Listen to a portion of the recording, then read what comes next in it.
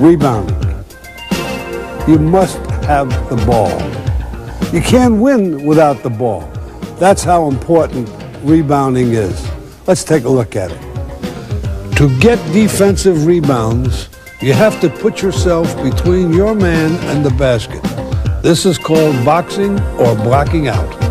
Blocking out is a very important part of the game. When I box out, I like to keep it as simple as possible.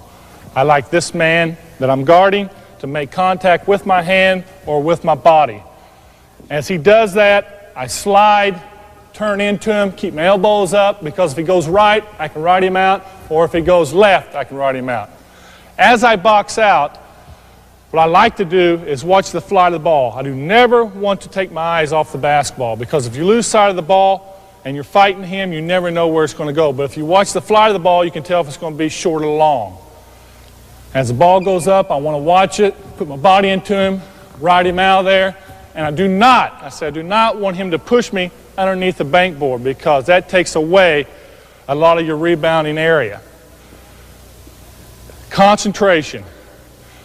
If I do not get the rebound, I definitely do not want this big stiff to get it. Here I'm looking to throw it into Kevin, but Robert's got him out of position, so I take the shot myself. Kevin tries to spin around Robert, but Robert gets inside, spreads out, and locks Kevin with his elbows. Then grabs the ball and quickly brings it into a strong grip. Robert then makes the outlet pass to start the fast break. It's important to block out all the players, including the shooter. And if this is done, your chances of getting the ball increase, no matter how it comes off the rim. If the shooter is not blocked out, he can break to the basket because he knows where it's going. And often, this will enable him to get his own rebound and be in a position to score. Let's talk about defensive rebounding in the outlet passes. I know you're very good at that. You go up and try to get two hands on the basketball every time and make a turn away from the defensive pressure and make that quick outlet to get the fast break started.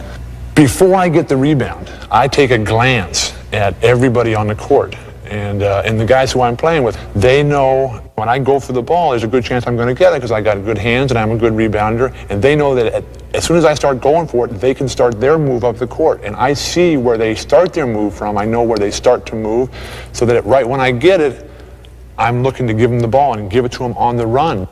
When you get a rebound, you turn and take that one or two dribbles. I think that's very good, because I think that relieves a lot of pressure off of you and gets them guys sort of hanging back. The one thing that the guards on opposing teams see, if a big man's on the ball, they're going to run right to him and say, I can steal the ball. If you take that one initial or two dribbles and they start coming back, somebody's got to be open, and you're very good at getting the ball to the outlet, and that's how we start our breaks. I like to play a speed game, and basketball, to me, is so much fun because it's such a fast game. And when you get that ball, you got to be thinking, getting it up court. You never want to bring it in here. You got to just get it and flick it out. Defensive rebounding, like defense, it's concentration and desire.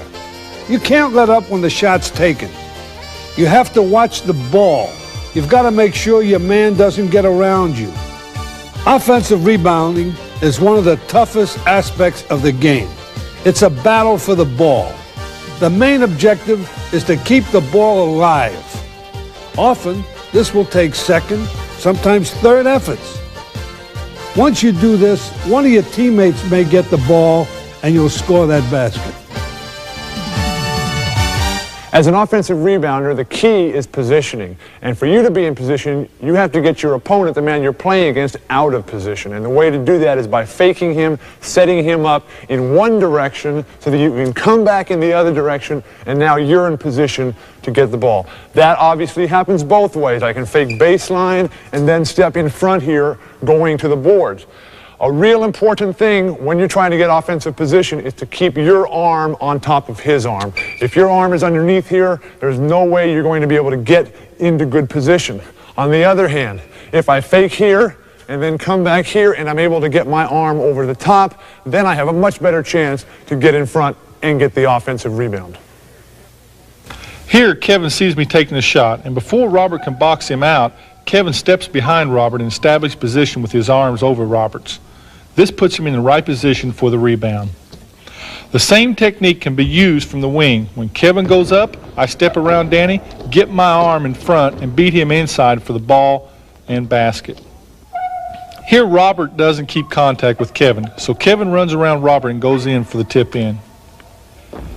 If Robert doesn't establish and holds his position, Kevin can push him under the basket where it's tough to get a hold of the ball.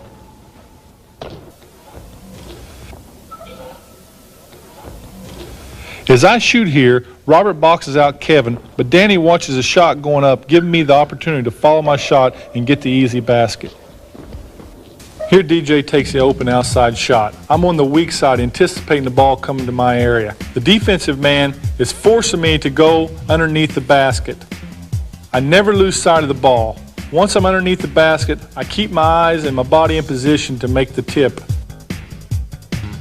As I've said before, rebounding is so important because you can't win without the ball. Don't take rebounding lightly. Next to shooting, rebounding is the most important fundamental of the game.